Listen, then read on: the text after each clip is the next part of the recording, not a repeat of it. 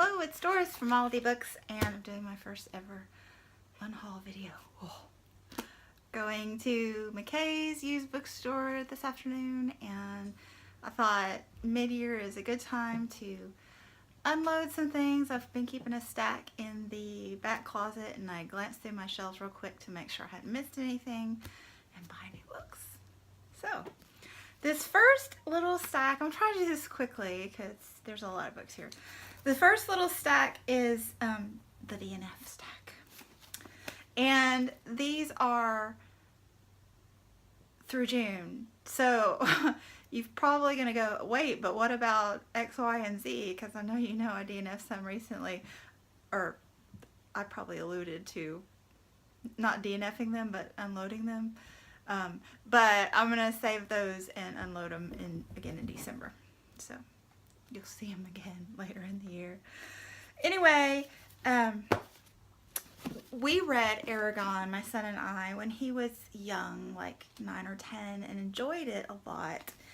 And then we bought Eldest immediately thereafter and we barely got started, and then didn't finish. And so 5 or 6 years later, not 5 or 6, 3 or 4, time's not passing that quickly. Anyway, I had it on my list of goals to finish all these unfinished books, and so I got the audio version of this and was trying to listen to it, and I hated the narrator. I did not like the way he voiced this female dragon. But overall, the book just had too much pomp and circumstance for me, so I decided not to finish. And I thought my son was going to read it, but he decided he didn't want to. And then these I grabbed at that big fill your bag book sale, so they came up to 85 cents each. And this is from the stack of books that I told myself I didn't have to read if I didn't want to.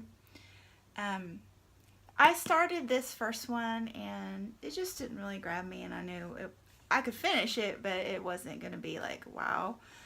So I just quit. And then I assume the sequel I don't need to read either. And then this one, it's not really a DNF. I never intended to read this one. I grabbed it at a library sale for my sister without really like analyzing it very well. And she likes horror, especially medical stuff.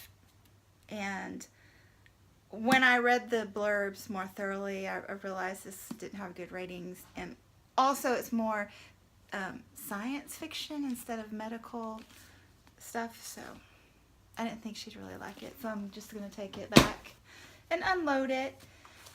This stack is books that I have another edition that I'm keeping. So obviously Harry Potter's, these are some ratty paperbacks that I grabbed quickly when my son was wanting to read the series last year, and we're replacing these with the hardcover original edition. So we're just lacking 2, and we hope to find those today. They're pretty easy to come across. After Alice, which I love Gregory Maguire's writing. He just does it for me. I got this one because I really wanted to read it, and then a few months later I found the hardcover version in the clearance section, and it is so gorgeous. So that's that. Same with Homegoing. I grabbed this one because I wanted the UK edition, and I didn't know at the time, but I love UK hardbacks because 90% of the time I prefer the artwork on them. But I didn't realize I don't like UK soft covers because they're stiff. They're not made of the same floppy material as the US soft covers. So, but that's not the reason I rebought this one. It was because of the end papers in the hardcover. They're gorgeous. Yeah, I couldn't help myself. I could not. And then this one really made me angry. I ordered it from Book Depository, and I ordered the version with the armadillo on the cover, and this is what they sent me. And they said they had no control over that. It seems like misrepresentation to me, but nothing I could do. Oh well. But then fates were shining on me, because at that same Fill Your Bag book sale, the first book I encountered and put my hand on was the version with the armadillo. So I got it for 85 cents, and I'm unloading this copy that I did not want. It's one of my top 10 books though, that one. I love that book. So then these are books that I read and are problematic for me. Draw Every Day, Draw Every Way. This is a recent sketch paint doodle artist book, and I love this artist, but the book is more do it yourself, fill it in, and that's not what I wanted. I wanted more of the artwork. So this was a huge disappointment to me. Unloading that. This book I remember reading as a teenager and being a whole scandalized by. And so I found it on Book Outlet and got it and reread it, and it is total crap. So anyway. And then this one, White Trash, The 400-Year Untold History of Class in America by Nancy Eisenberg. I read it and it was okay. I just felt like she was kind of leading you around with her opinions, and that's not the kind of nonfiction that I like. And then this last stack is just books that I enjoyed, but no big deal, and I don't really feel like keeping them on my shelves. And the majority of them are contemporary fiction, which just really doesn't dig deep into me unless there's something spectacular about it. So a little something different. This was actually super, super cute. I would highly recommend it. But I think I need to start remembering to just get young adult contemporary stuff from my school libraries more, because I don't really want to keep it. I enjoyed reading it, but I don't really care to keep it for whatever reason.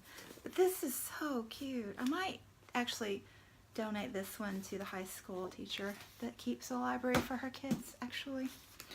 The Portable Veblen. I thoroughly enjoyed this, and this is the one that I pulled off my shelf this morning.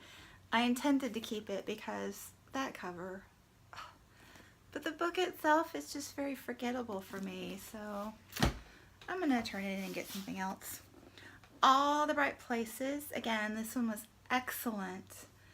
And it's suicide, so there's that. And she has another book that I forget the name of it now. It's the one with the blue dots on the cover. It's Jennifer Niven is the author. But her other one is just brilliant. It's about obesity and fitting in and taking control and loving yourself, and it is amazing. So if I had that one, I'd be tempted to keep it both, but I just really, I don't know.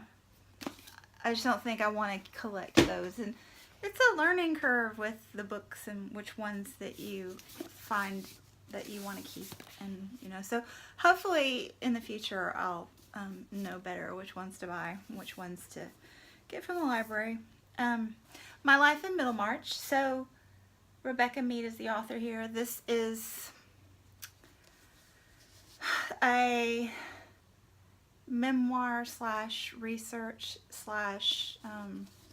discussion of Middlemarch, and it was very enjoyable, but again, I just don't feel the need to keep it. The Inheritance of Loss by Kieran Desai. Enjoyed listening to this on audiobook, but it was just a little bit, it just didn't really go anywhere. This is another one that I had in my half read for years and years collection, and I finished it and it was fine, but I don't need it. And The Language of Flowers. Again, delightful listen, but I just don't feel the need to keep it.